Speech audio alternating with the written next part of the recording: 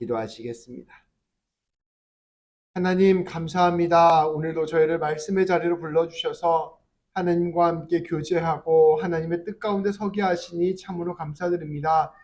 성령 하나님께서 이 모든 말씀의 시간 가운데 함께하여 주셔서 우리 모두가 주님을 바라보는 귀한 시간 되게 하여 주시고 우리 모두가 주 안에서 온전히 서는 귀한 은혜의 시간 되게 하여 주옵소서.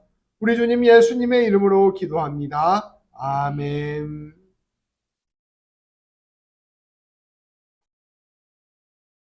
우리는 계속해서 지금 이스라엘 백성들이 광야에서 하나님 백성 되어가는 과정을 함께 살펴보고 있습니다. 이 구약에서 이스라엘 백성들이 하나님의 백성이었던 것처럼 우리도 이제는 하나님의 백성입니다. 예수님의 보혈로 말미암아 우리도 영적 이스라엘 백성들이 된 것입니다. 그렇게 우리가 지금 읽는 이 말씀, 이스라엘 백성들이 하나님의 백성이 되어가는 이 과정을 담은 말씀은 오늘 우리에게도 해당되는 말씀입니다. 우리는 출애굽기 말씀을 통해 또 오늘 말씀을 통해 하나님의 백성으로 부름받은 우리가 하나님의 백성답게 살아간다는 것이 무엇인지를 깨달을 수 있게 되기를 소망합니다. 하나님께서는 이집트에서 노예로 살아가던 이스라엘 백성들을 구원하여 주셨습니다. 모세를 세우시고 이집트에 10가지 재앙을 내려주시고 또 이집트의 모든 우상들을 심판하여 주셨습니다. 홍해를 갈라서 새로운 길을 열어주셨고 광야로 이스라엘 백성들을 탈출시켜 주셨습니다. 하나님께서는 밤에는 불기둥으로 낮에는 구름기둥으로 이스라엘 백성들을 인도하여 주셨습니다. 하늘에서는 만나와 메추라기를 내려주시고 반석에서는 물이 터지게 하셔서 이들을 먹고 마시게 하셨습니다. 이방 민족 아말렉 족속의 공격에서부터 이들을 지켜주시고 승리케 하셨습니다.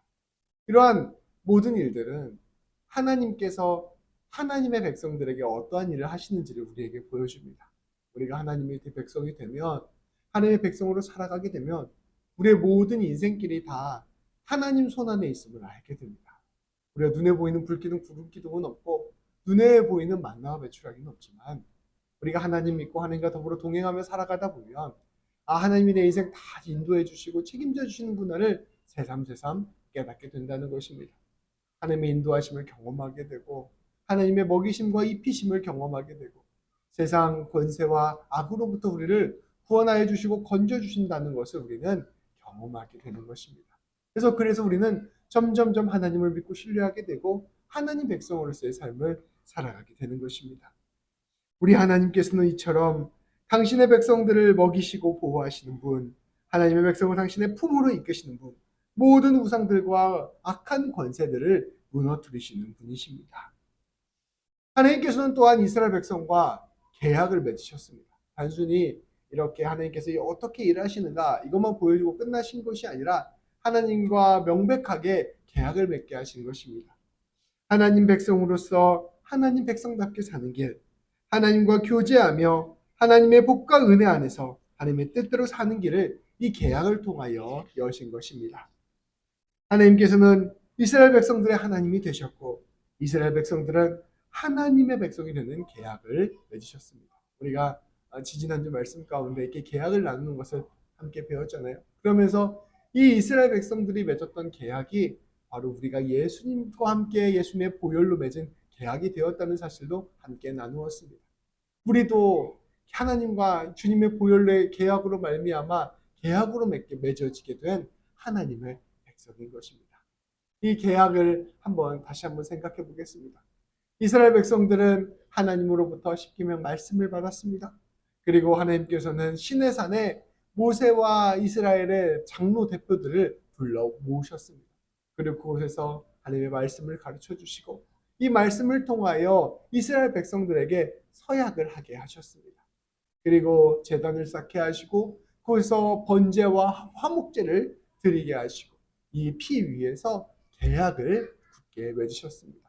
이 계약을 통해서 하나님은 이스라엘 백성의 하나님이 되어주셨다는 것을 만방에 선포하신 것입니다.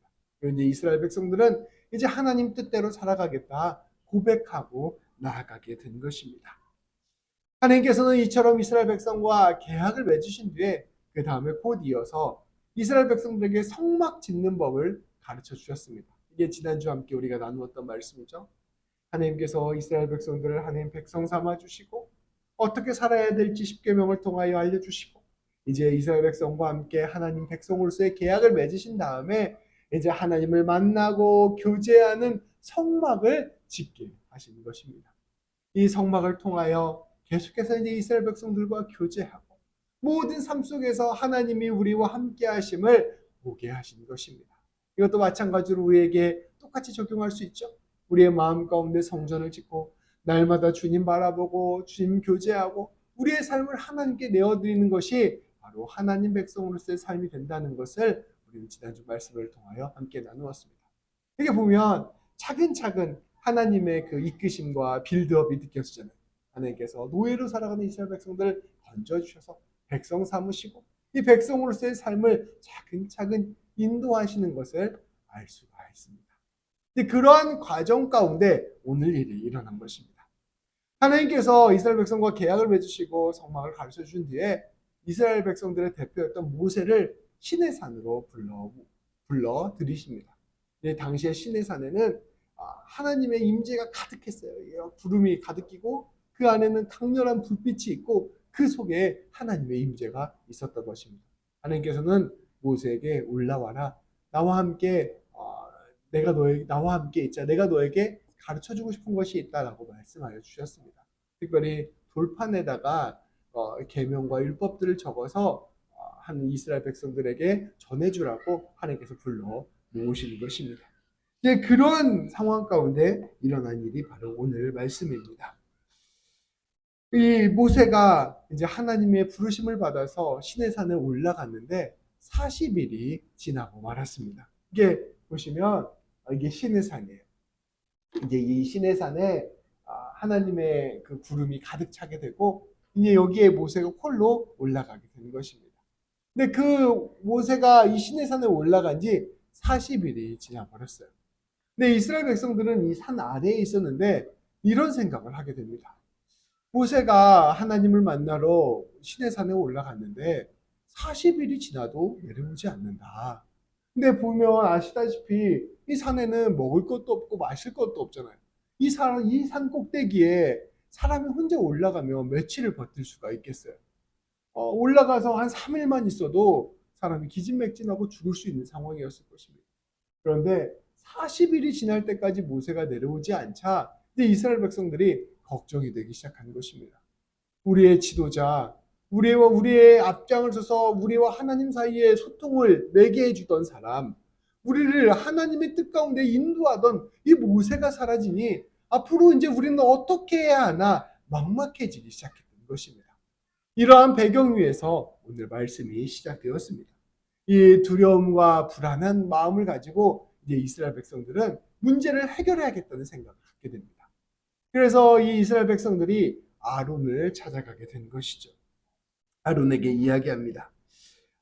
하나님께서 우리를 이곳으로 인도하여 주셨는데 이집트에서부터 우리를 이곳에 탈출시켜 주셨는데 이제 모세가 없으니 우리가 하나님을 어떻게 만날 수 있습니까? 하나님께 우리가 어떻게 예배를 드리고 이 거친 광야 땅 가운데 하나님 만나지 못하니 우리가 어떻게 이 광야를 헤쳐나갈 수 있겠습니까? 아론에게 질문을 한 것입니다. 예전에는 모세를 통해 모세의 지팡을 통해 하나님의 일하심을 경험했는데 이제는 모세가 없으니 모세를 대체할 것이 필요하지 않겠습니까? 요구를 한 거예요. 당시 이스라엘 백성들은 하나님을 믿고 있었습니다.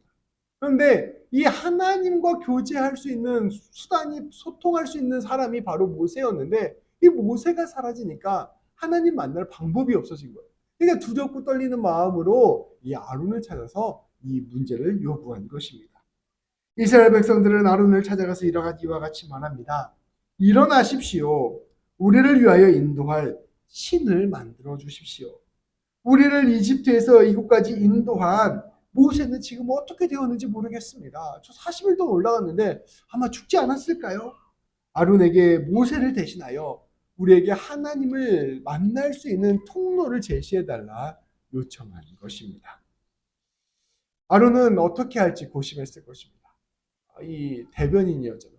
모세가 하나님과 우리 사이의 대변인이었는데 모세가 사라진 이 마당에 어떻게 우리는 하나님을 만나고 하나님께 예배를 드리고 하나님께 제사를 드릴 수 있을 것인가? 이렇게 고민을 막 하다가 이제껏 다른 종교들이 해왔던 방식들을 그대로 사용하기로 결정을 했습니다. 제가 그림을 하나 준비했는데 함께 볼게요. 이게 그림이 뭐냐면 인도 신들 그린 그림이에요. 불경스럽게 예배 시간에 우상의 그림을 하지만 그냥 참고로 그림을 한번 보시면 되겠습니다. 왼쪽 오른쪽 선생님들 보시기에 오른쪽에 있는 신은 시바신이라는 신이에요. 시바신. 그리고 왼쪽의 신은 가느시라는 신입니다. 근데 보면 재밌어요. 이 시바신은 하얀색 소를 타고 있습니다. 그리고 가느시 신은 뭐 타고 있는지 보시면 생쥐를 타고 있어요. 네, 이렇게 재밌죠. 코끼리가 생쥐를 타고 다니는 거예요.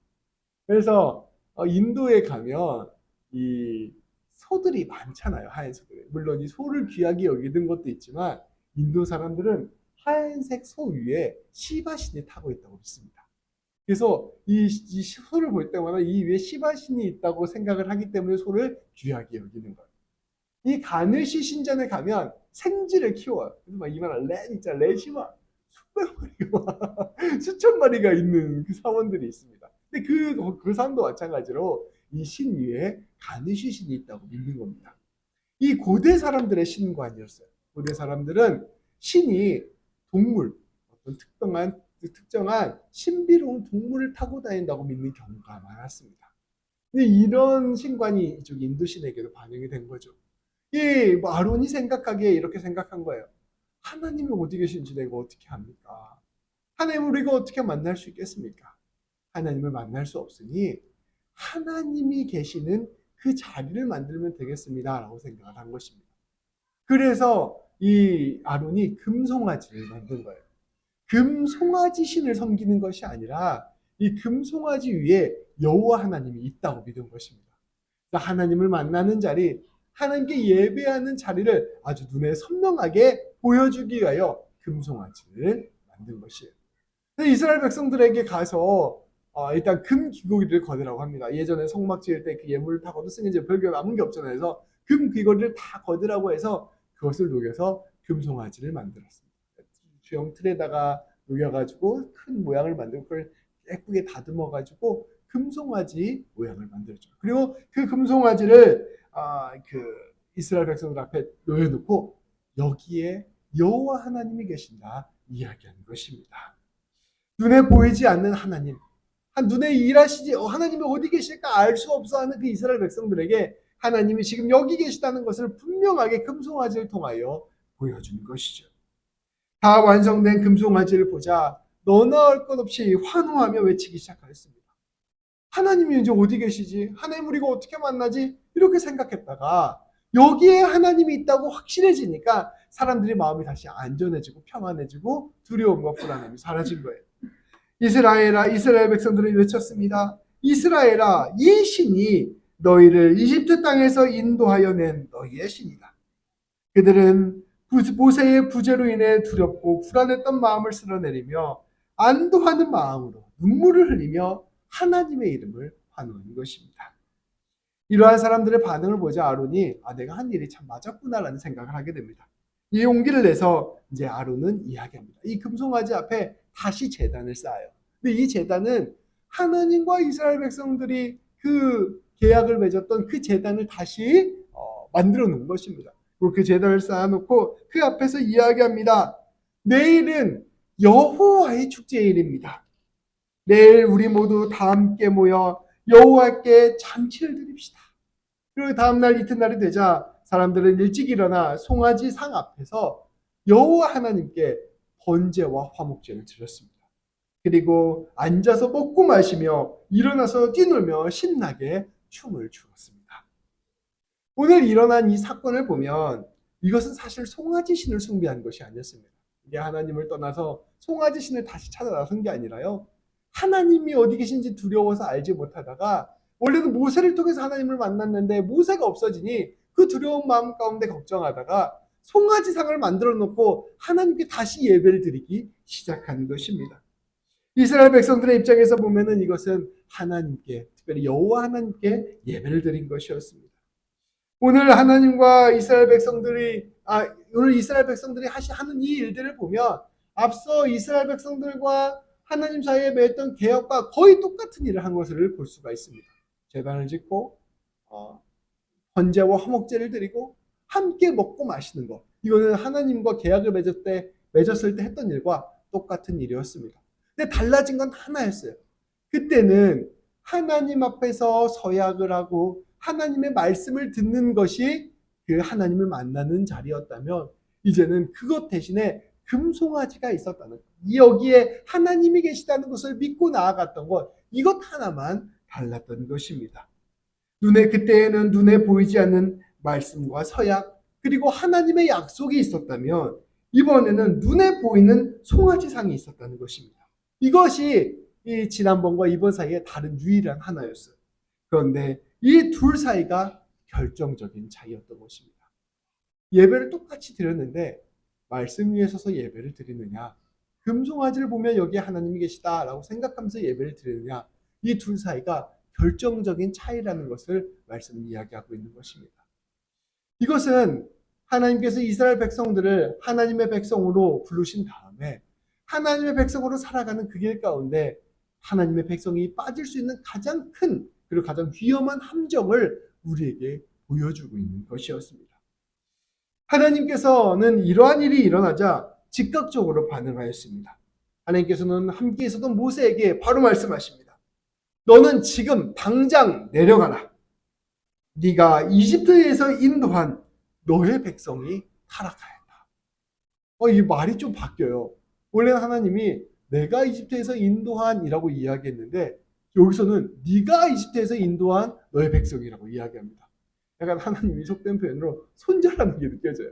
그러니까 하나님이 굉장히 화가 났다는 것을 느낄 수가 있습니다. 하나님께서 이렇게 이야기합니다. 내가 그들에게 명령한 그 길을 이렇게 빨리 벗어나서 자기들을 위하여 송아지를 부어 만들었고 그것에 예배하고 그것에게 제물을 드렸다. 그리고 이렇게 말한다. 이스라엘아, 이 신이 너희를 이집트에서 인도하여 낸 너희의 신이다. 이스라엘 백성들은 송아지를 놓고 그 송아지 위에 하나님이 계시다고 생각하면서 하나님께 예배 드렸습니다. 근데 하나님은 그 예배 받지 않으신 거예요. 거기에 자기가 있다고 말씀하시지 않는 거예요. 너희는 나를 숭배한 게 아니라 송아지를 숭배했다라고 이야기하는 것입니다. 너희가 스스로 생각하는 그러한 신은 내가 아니다라고 확실하게 선을 그으시는 것입니다. 내가 이 백성을 살펴보니 목이 뻣뻣한 백성이다. 이렇게 말씀하세요. 이 완고한 백성이라는 뜻입니다. 고집불통인 백성이라는 뜻입니다. 그래야 하니 너는 나를 말리지 말아라. 내가 진노를 내려서 그들을 모조리 쓸어버리고 너 모세를 통해 새로운 민족을 세울 것이다. 하나님께서 뭐라고 말씀하시냐면요. 너희가 이렇게 고집불통이고 내가 시키는 대로 안 하니까 너희들 내가 다 죽여버릴 것이다. 이스라엘 백성들 다 쓸어버릴 것이고 내가 너희 이스라엘 백성을 대신해서 모세 너의 자손을 통하여 새로운 민족을 만들겠다 말씀하신 것입니다. 이스라엘 백성들은 하나님이 보이지 않자 불안해서 금송아지를 만들었습니다.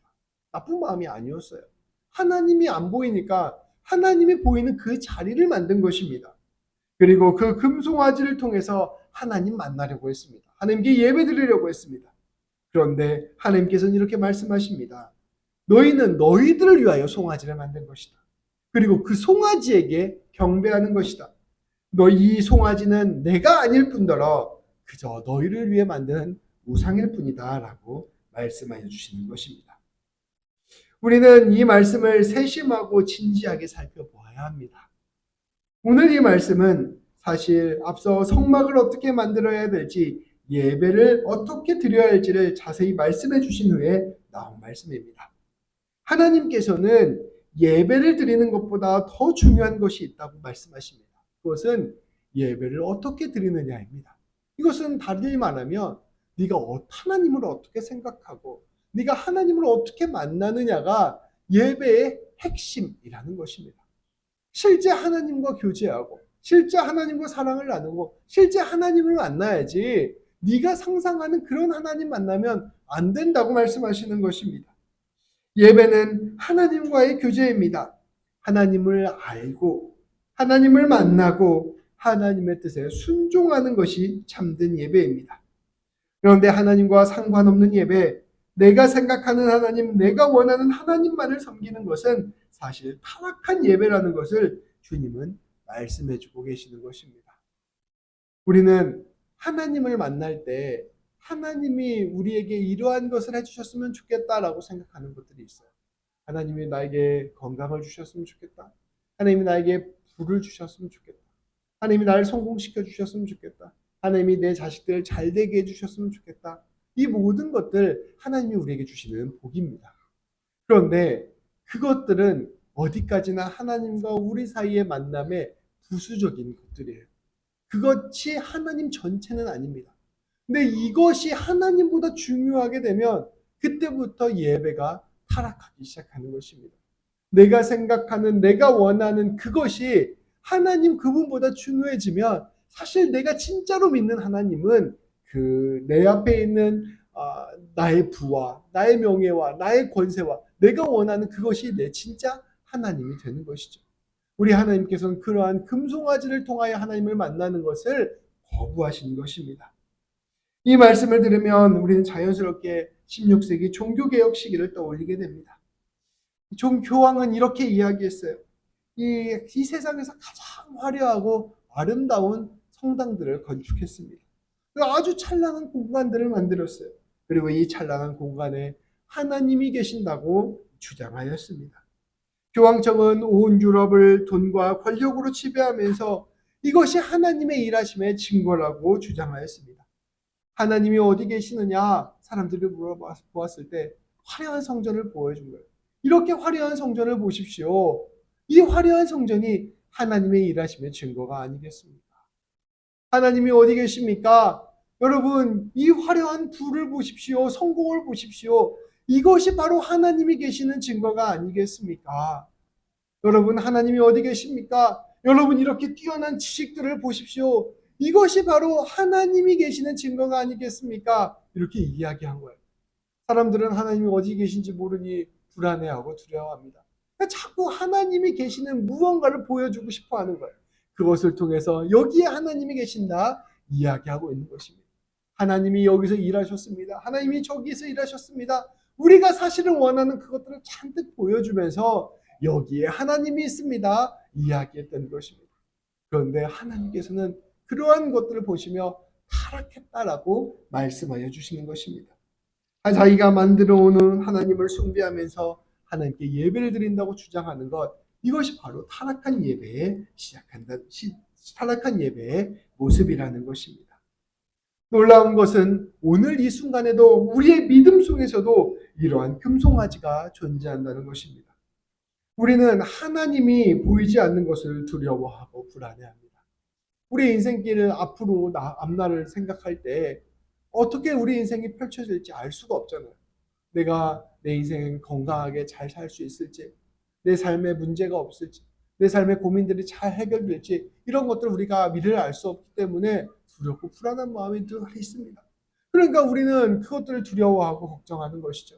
이걸 거꾸로 말하면 하나님이 진짜 계시는 것일까? 하나님이 정말 일해 주시는 것일까? 하나님이 정말로 내 인생 책임져 주시는 것일까? 우리는 두려워하고 불안해한다는 것입니다. 그래서 우리는 하나님을 확실하게 보여주는 것들에 집착합니다. 그래서 자신도 모르는 사이에 우리는 그렇게 하나님이 확실하게 일했다는 증거들을 계속해서 찾는 거예요. 그런 간증들 있잖아요. 하나님 믿었더니 병이 다 나았습니다. 하나님 믿었더니 모든 내 사업의 문제들이 해결되었습니다. 하나님 믿었으니 우리 교회가 이렇게 부흥했습니다. 하나님 믿었으니 우리가 이렇게 성공했습니다. 이렇게 우리 눈에 확실하게 보이는 증거들을 찾으려고 계속 애쓰고 노력하는 것입니다. 그리고 우리의 마음을 감동케 하는 음악들, 여기에 하나님이 있습니다. 저기에 하나님이 있습니다. 계속 그러한 것들에 우리의 마음을 빼앗기는 것입니다. 물론 우리 하나님께서는 일하시는 하나님이시기 때문에 우리의 인생을 바꾸어 주시기도 하시고 우리의 인생 가운데 성공을 시켜주시기도 하십니다. 인도하심을 명확하게 보여주시기도 하시고 우리를 먹여주시고 입혀주시는 분이 하나님이시기도 하십니다. 그런데 그것이 하나님의 일하심의 한순간일 뿐이지 하나님 그 자체는 아니라는 것입니다. 근데 우리의 마음 가운데 두렵고 불안한 마음이 있어서 하나님이 일하신 조각 하나를 가지고 이게 마치 하나님의 전부인 것 마냥 붙잡고 싶은 마음이 바로 우리의 마음이라는 것이죠. 이러한 것들을 하나님께서는 붙잡는 그것만을 붙잡고 나아가는 것을 우리 하나님께서는 원하시지 않는다는 것입니다. 우리 하나님께서는 이렇게 놀라운 기적을 통하여 응답을 통하여 일하시는 분이시기도 하시지만 이렇게 일하시지 않는다는 게 아니에요. 그렇게 일하시는 분이시기도 하시지만 우리 하나님께서는 침묵을 통하여 일하시기도 하십니다. 우리 하나님께서는 아무런 일이 일어나지 않는 순간들을 통하여 일하시기도 하십니다. 우리 하나님께서는 심지어 고난과 어려움과 사망의 골짜기를 통해서도 일하시는 분이십니다. 우리 하나님께서는 모세가 나타나서 막대기를 들어서 홍해를 가르는 것을 보여주는 것을 통하여 일하시기도 하시지만 우리 하나님께서는 40일 동안 시내산에 모세가 올라가서 아무 일도 일어나지 않는 감감무소식의 그 시간들을 통하여서도 일하시기도 하신다는 것입니다. 우리가 먼저 낙담하는 것도, 또 섣불리 확신하는 것도, 또 하나님을 탁달하는 것도, 내 뜻대로 모든 것들을 해석하여 붙들고 집착하는 것도 다 헛된 금송아지를 만드는 것입니다. 하나님께서는 이것을 계속해서 우리에게 가르쳐주고 계세요. 성경의 이야기를 보면 이러한 일이 아주 많이 나타납니다. 아브라함이 하나님으로부터 약속을 받았어요. 내가 너를 통해서 모레아왈과 같이 별과 같이 많은 자손을 허락해 주겠다. 이 약속을 75세에 해주셨습니다. 그런데 시간이 지나도 아무 일도 일어나지 않아요. 10년이 지났는데도 아무 일도 일어나지 않고 15년이 지났는데도 아무 일도 일어나지 않았습니다. 모세 마음에 어떤 마음이 생겼어요? 하나님이 분명히 나한테 자식을 주신다고 하셨는데 왜 자식을 안 주시지? 이런 마음이 생기는 거예요. 그러니까 마음이 두렵고 걱정이 되잖아요. 하나님이 정말 살아계시는 건가? 내가 헛것은 들은 건 아닌가? 이런 마음이 생기죠. 사람이 하루 이틀이지, 한 달이지, 두 달이지, 이 정도는 기다릴 수 있지만 10년이 지나면 두렵고 걱정이 됩니다. 우리가 어떤 사업을 계획하고 인생길을 계획해서 하나님께서 복 주신다는 확신을 갖고 시작을 했는데 한 10년 사업을 했는데 아무 일이 일어나지 않는 거예요. 계속 막 마이너스만 보고 힘든 거예요. 이거 뭐야? 하나님 나한테 복 주시는 거 맞지? 이런 생각이 들 수 있잖아요. 아브라함도 똑같이 그런 생각이 든 것입니다. 그러니 아브라함이 결국 사라로부터 아이를 낳는 걸 포기하고 하갈에게 들어가서 이스마엘을 낳았습니다. 근데 그것이 아브라함이 한 치명적인 실수가 되었어요. 하나님을 더 참고 기다리지 못하고 조급하게 자기 눈에 보이는 금송아지를 만들어버린 것입니다. 이게 아브라함의 실수였어요. 이 똑같은 실수는 사울도 마찬가지로 저지릅니다. 사울이 전쟁을 해야 됩니다. 근데 전쟁을 하기 전에 하나님께 제사를 지내고 하나님께 응답을 받고 전쟁을 해야 되거든요. 근데 전황이 점점점 조급하게 돼서 지금 전쟁을 나가지 않으면 안 될 상황이 된 것입니다. 근데 제사를 드려야 될 사무엘이 오지 않는 거예요. 기다려야 되는데 얼마나 마음이 두렵고 불안해요. 그러니 빨리 그냥 제단을 올려서 자기가 하나님께 예배를 드립니다. 어떻게 보면 하나님께 예배를 드린 거잖아요. 그런데 사무엘이 와서 크게 책망합니다. 제사보다 순종이 더 낫습니다. 기다려야 될 때 이 두렵고 불안한 마음을 견디지 못하고 자기가 일을 저질러 버리니 사울이 크게 일을 그르치게 된 것입니다. 이것은 가룟 유다도 마찬가지예요. 신학자들이 이야기할 때 가룟 유다가 예수님을 팔아서 부귀영화를 누리고자 한 것이 아니었다고 이야기를 합니다. 사실 윈 30에 팔았잖아요. 윈 30은 아주 그렇게 큰 돈이 아니었어요. 이렇게 해석하시는 분들도 있습니다. 가룟 유다가 보기에 예수님이 빨리 예루살렘에 올라가셔서 이제 혁명을 일으켜야 되는데 아무 일도 하지 않는 거예요. 그냥 발이나 닦아주고 있고 이러니까 마음이 조급한 것입니다. 그래서 내가 예수님을 팔아서 대제사장들한테 넘기면 죽을 위기에 처해지면 우리 예수님께서 무언가 놀라운 일을 하시지 않을까? 그때는 일을 뒤집어지지 않을까? 이런 생각을 하고 예수를 팔았다는 이야기도 있습니다. 그러니까 잘못 판단한 거죠. 조급하게 하나님의 뜻을 자기가 먼저 생각했다는 것입니다. 이렇게 하나님이 없는 하나님이 느껴지지 않고 하나님이 일하시지 않는 그 순간을 견디지 못하는 것, 이것이 바로 금송아지를 만드는 일이 되어버린다는 것입니다. 우리가 원하는 그 일이 이루어지지 않다고 느껴질 때 내 삶이 하나님의 내가 원하는 뜻대로 이루어지지 않는 것처럼 느껴질 때 그때 그 조급함과 두려움과 불안을 견뎌내야만 합니다. 하나님의 침묵, 하나님의 일하시지 않는 그 순간에도 하나님이 지금 나와 함께 일하신다는 것을 우리는 믿고 따라야 한다는 것이죠. 앞서 말씀드렸다시피 하나님과 이스라엘 백성들과 맺었던 진짜 계약과 이스라엘 백성들이 타락해서 했던 계약에 결정적인 차이가 있다고 했습니다. 하나님과 맺었던 계약은 말씀과 서약과 약속 위에서 맺어진 계약이에요. 다 말이에요, 말. 눈에 보이는 게 아닙니다. 근데 이스라엘 백성들이 맺은 계약은 금송아지, 눈에 보이는 선명한 금송아지를 통해서 그 예배를 드린 것입니다. 눈에 보이는 것과 눈에 보이지 않는 것, 이 둘 사이가 가장 큰 차이였던 것입니다. 거꾸로 말하면 우리의 신앙생활이 어떻습니까? 하나님이 나를 사랑하신다는 것, 하나님이 나를 인도하신다는 것, 하나님이 나를 책임져 주신다는 것, 이거 다 눈에 보이지 않는 거예요. 그냥 하나님이 나를 사랑하시고 믿고 사랑하신다는 것을 믿고 하나님 나를 책임져 주신다는 것을 믿는다는 것입니다. 근데 눈에 보이지 않는 것을 믿고 걸어가는 게 얼마나 두렵고 불안한 일입니까? 그것을 견뎌내는 것이 사실 믿음의 핵심이라는 것입니다.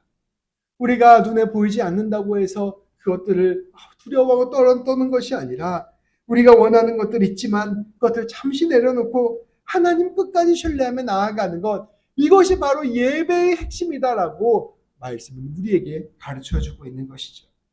우리는 하나님께 시선을 돌리고 하나님과 교제하면서 하나님께 집중하는 것, 하나님을 신뢰하는 것, 그것을 통하여 하나님께 예배를 드려야 한다라고 이야기하고 있습니다. 이러한 일들이 벌어지자 이제 모세가 하나님께 드리는 이야기가 나옵니다. 근데 놀랍게도 모세는 이 놀라운 하나님의 뜻을 정확히 알고 하나님께 말씀을 올려드립니다. 모세의 말씀, 모세의 고백 11절부터 13절까지 말씀을 우리 함께 보도록 하겠습니다. 우리 다 같이 11절부터 14절까지 말씀을 함께 봉독하겠습니다. 모세가 그의 하나님 여호와께 구하여 이르되 여호와여 어찌하여 그 큰 권능과 강한 손으로 애굽 땅에서 인도하여 내신 주의 백성에게 진노하시나이까? 어찌하여 애굽 사람들이 이르기를 여호와가 자기 백성을 산에서 죽이고 지면에서 진멸하려는 악한 의도로 인도하여 내었다고 말하게 하시려 하나이까? 주의 맹렬한 노를 그치시고 뜻을 돌이키사 주의 백성에게 이 화를 내리지 마옵소서. 주의 종 아브라함과 이삭과 이스라엘을 기억하소서. 주께서 그들을 위하여 주를 가리켜 맹세하여 이르시기를 내가 너희의 자손을 하늘의 별처럼 많게 하고 내가 허락한 이 온 땅을 너희의 자손에게 주어 영원한 기업이 되게 하리라 하셨나이다. 아멘. 모세는 하나님께 이렇게 기도합니다. 하나님께서 이스라엘 백성들을 건져주신 거 아닙니까? 하나님께서 우리를 구원하여 주신 거 아닙니까? 하나님께서 우리 백성 사랑하고 계신 거 아닙니까? 하나님께서 사랑하여 우리를 건져주셨는데 그 백성 이 광야 땅에서 죽게 하시렵니까? 이 하나님의 사랑의 마음, 하나님이 이스라엘 백성들을 품고 있는 그 마음에 호소한 것입니다. 또한 모세는 두 번째로 약속에 호소했습니다. 하나님께서 아브라함과 이삭과 야곱에게 약속하시지 않으셨습니까?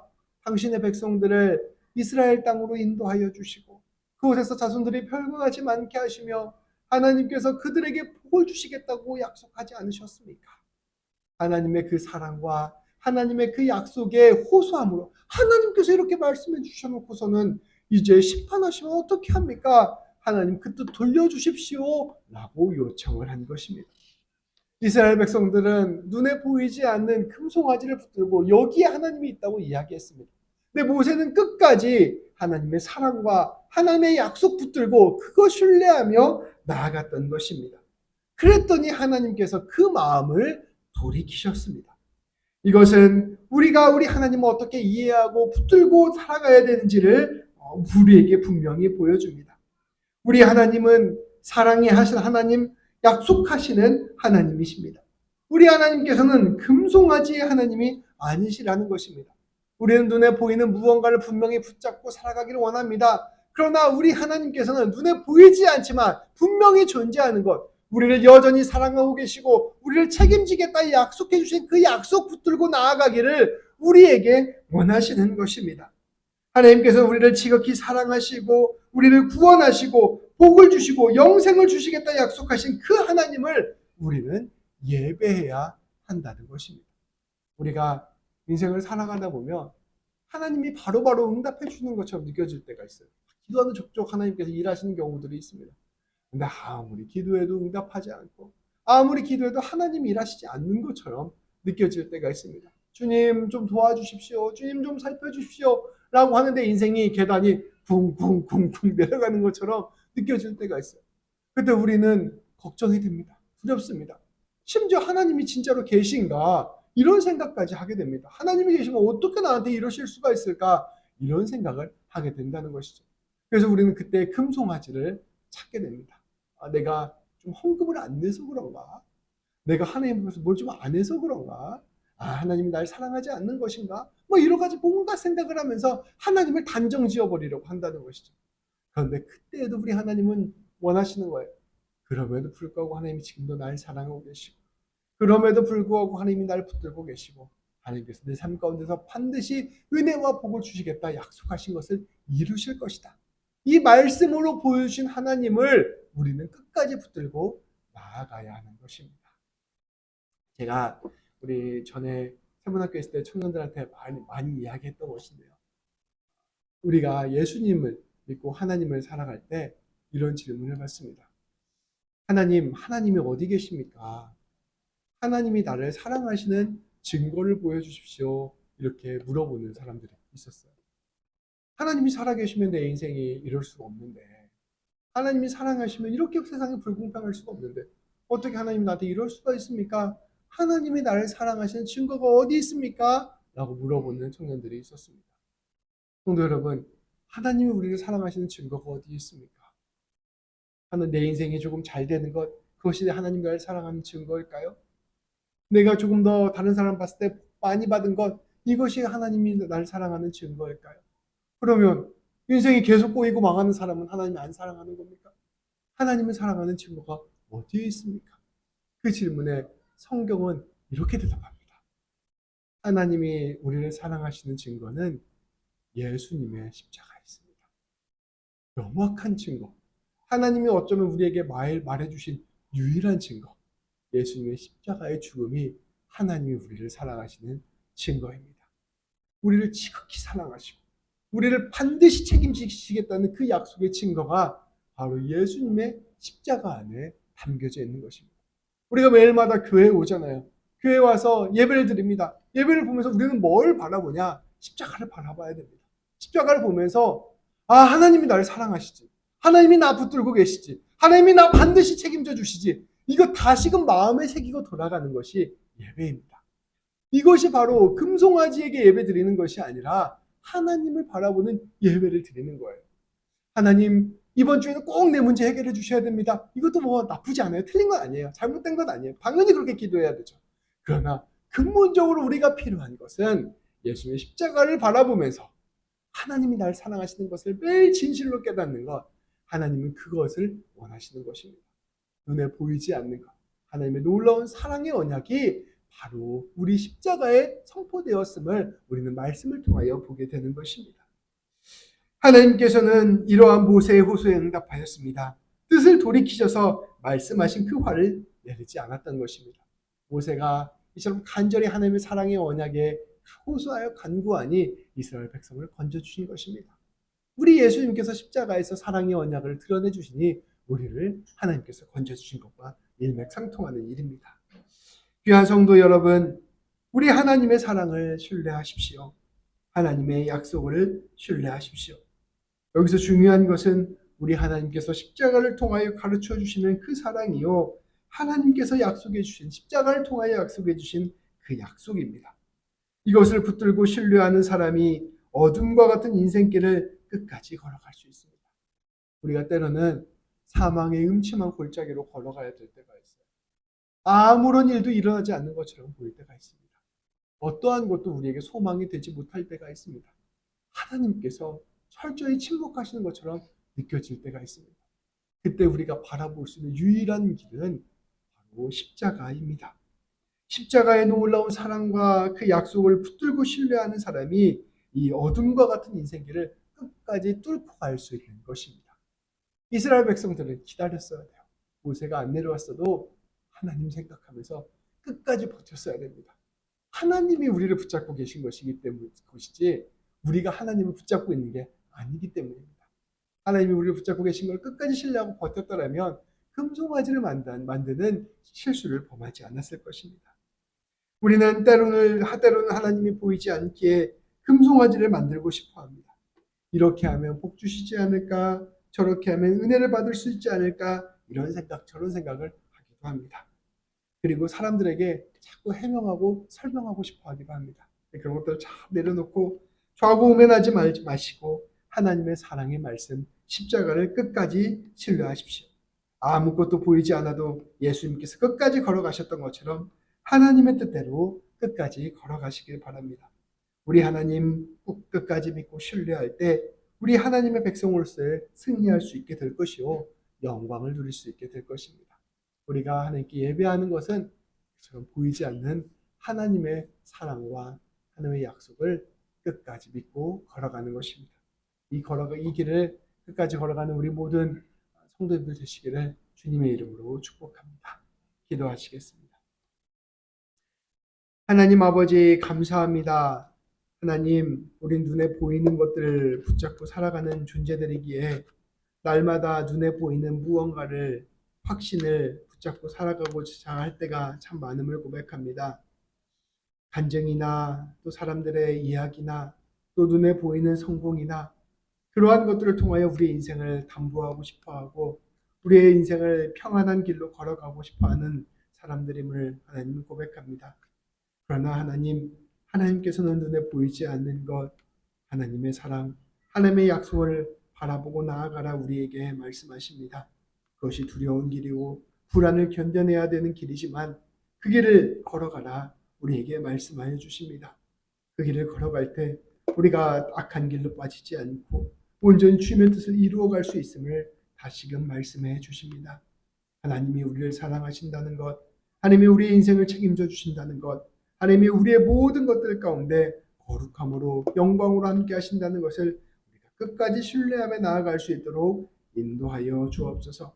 우리 집사님들 날마다 주님 붙들고 나아감으로 말미암아 주님께서 일하시는 귀한 통로 되게 하시고 우리 성도님들을 통하여 아무것도 없어도 하나님만 드러나게 되는 귀한 역사를 이루어 주옵소서. 우리 주님 예수님의 이름으로 기도합니다. 아멘.